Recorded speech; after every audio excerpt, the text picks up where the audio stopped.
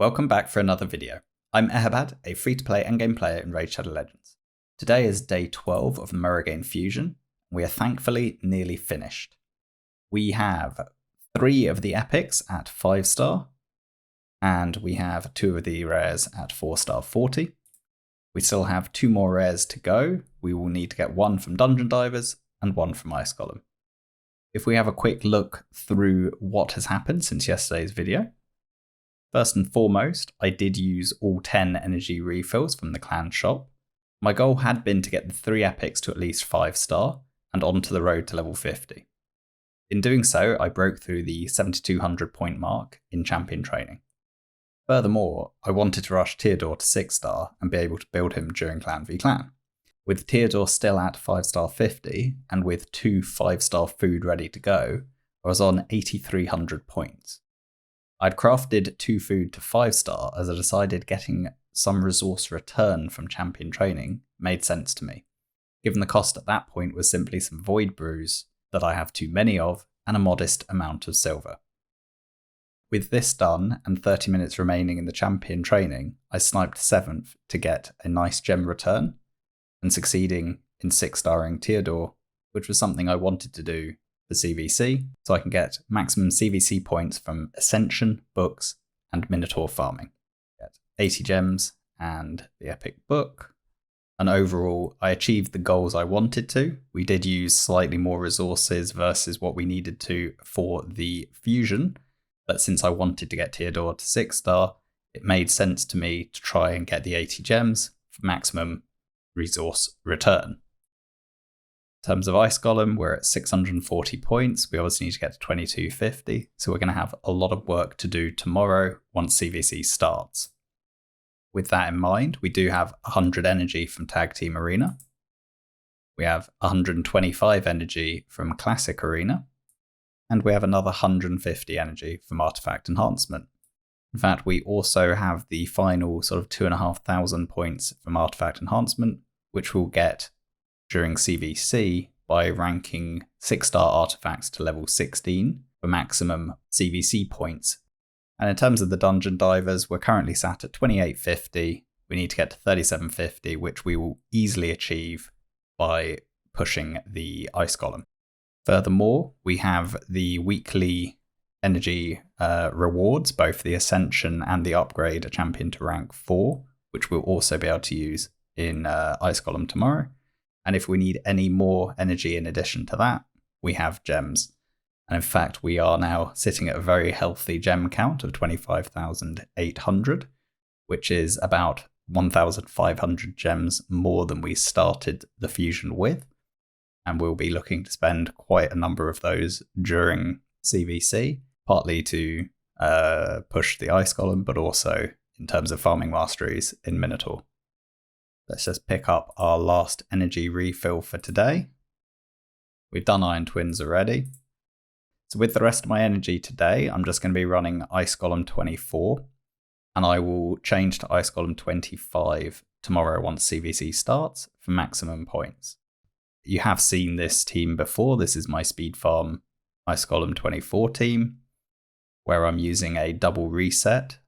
This does require really Kaimar as one of the reset champions, because we want Kaimar to do the reset against the boss, and that allows us to have AI override such that Seer will only do Karma Burn as an opener against the boss and never use it again, so we can't accidentally trigger the Frigid Vengeance through Seer. I do run Ghostborn to make it 100% consistent in terms of the decrease defense on the enemies. And with this composition that I'm currently running and the gearing, it is not only 100% run, but it's also extremely consistent in terms of time taken. This team isn't possible to be run on Ice Golem 25, however, because Ghostborn is negative affinity on that. So instead, I actually have a alternative team that I've just finished kind of tweaking today to make sure that I'll be able to run that tomorrow. Now, I don't have a huge sample base in terms of is it truly 100% and how long does it take? So I don't know. Like this team, I can tell you for certain is 100%, and I'm very happy with its performance. But the Ice Golem 25 team that I'm going to showcase now, I can't say for certain that it is, because I've only run it a handful of times, but I do think it will be. I see no reason for it not to be. And all we've really done is we've swapped in Lydia for Ghostborn, and then we're running Venomage in place of Dark Kael.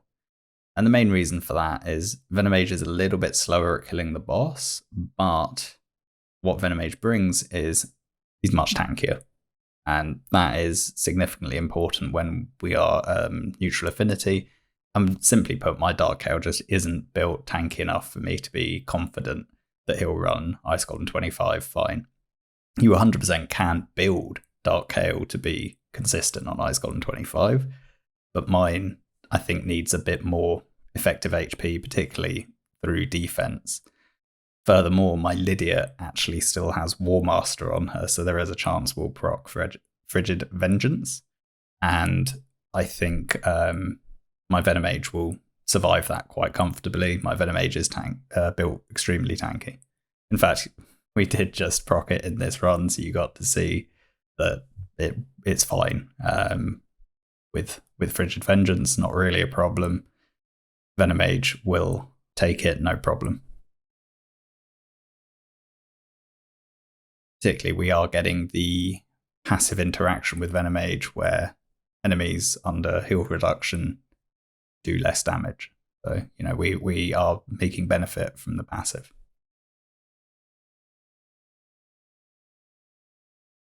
There we go. You can see that I'm pretty confident it's going to be fairly stable. Now, what have I done with Lydia to make this work? Is I've actually got her in the regen set. I have shown you guys this build a couple of times, and I said that I'd done it for other content, and it was in fact for Ice Golem 25. I also think that if I wanted to showcase instead of Venomage or Dark Kael as the lead poisoner and use Frozen Banshee in a regen set without War Master, then having Lydia in a regen set would help for that as well. In terms of stats, my Lydia is built with high effective HP, pretty quick, and plenty of accuracy. As I mentioned on the masteries, she is currently built in War Master. I would probably look to change that at some point. I don't really use her anywhere that I need the War Master. I don't run her in Clan Boss, and I barely use her in Hydra, to be honest. Prince Kaimar, built for Arena for me in speed and perception. In terms of masteries, pure Arena masteries. You could run many, many different builds in this particular setup. My Seer is built really for dungeons and Doom Tower, so in Savage with crit damage, high crit damage overall, enough accuracy, but you don't actually need the accuracy. Reasonably quick, because I do find in the higher floors of Doom Tower, you do actually need to have Seer with a bit of speed. And in terms of masteries, gone down to Flawless for consistency. Obviously picked up things like Ruthless Ambush and Bring It Down and Heart of Glory to make sure we're getting maximum damage. Venomage is in Regen plus Immortal with 2 refresh. I do use Venomage to solo the Secret Room, the Epic Lizardman Secret Room. Built pretty tanky with very high effective HP, pretty quick. Enough resistance for dungeons and for that secret room, and enough accuracy for the secret room and for these dungeons. In terms of masteries, I've actually changed my Venomage mastery. I did previously have Venomage with Eagle Eye, but that is not the optimum path for a solo build. I've since put Oppressor in place, and we've got Spirit Haste as well. And then Renegade is built in Untouchable just to give me an extra buff. Also in a Blood Shield accessory, again for the extra buff. This isn't necessary for the team with Lydia, but with my Ghostborn composition in stage 24, I do need the extra buff from the Untouchable or the immunity, and from the Blood Shield. It's pretty tight in terms of getting the damage done. My Ghostborn's actually in a shield set. Not built particularly fantastically, to be honest, but doesn't need to be for where I use him, and in a Blood Shield accessory. And then lastly, Dark Kael also in regen plus immortal with a blood shield accessory and 1 refresh. And in terms of total stats, this is what I'm talking about. A bit too much attack for my liking in the Dark Gale build and not nearly enough defense. So I built a lot squishier than Venomage. Again, with enough resistance and enough accuracy. And pretty similar masteries. Now, if you wanted him for a pure solo build, you could probably make arguments to go down Bloodthirst. And if I were to redo these masteries, I probably would pick up Bloodthirst instead of Resurgent. Last thing to mention is we have CVC starting tomorrow, so I'd recommend buying a couple of refills of the tag team tokens to maximize your CVC points tomorrow once it begins. And obviously I'll be looking to finish the final 2 events tomorrow during CVC, and then I'll likely on the Wednesday is when I'll do the actual fusing of the legendary. And then obviously I'm hoping that the Fire Knight tournament that drops thereafter, the Demon Spawn only one, actually has rewards that's worth using. I don't have high confidence that we're going to have rewards that are worthwhile, particularly given the 2 guaranteeds that we've that have been announced to overlap with CVC are extremely disappointing. I'm not going to dwell too much on them. I won't be going for them.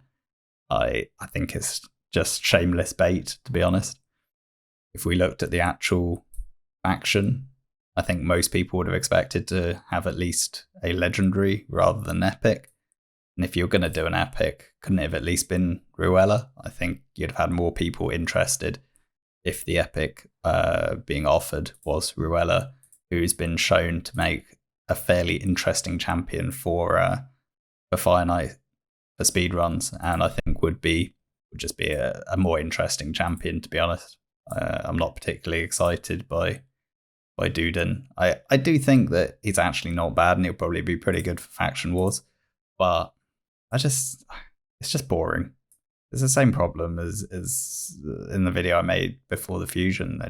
They're not doing interesting things to engage the player base. It's just boring. They kind of lack imagination. Anyway, I think we're going to leave it there. Thanks for watching. Please like, comment, and subscribe. Your feedback is always welcome, and I will catch you in tomorrow's video. Bye for now.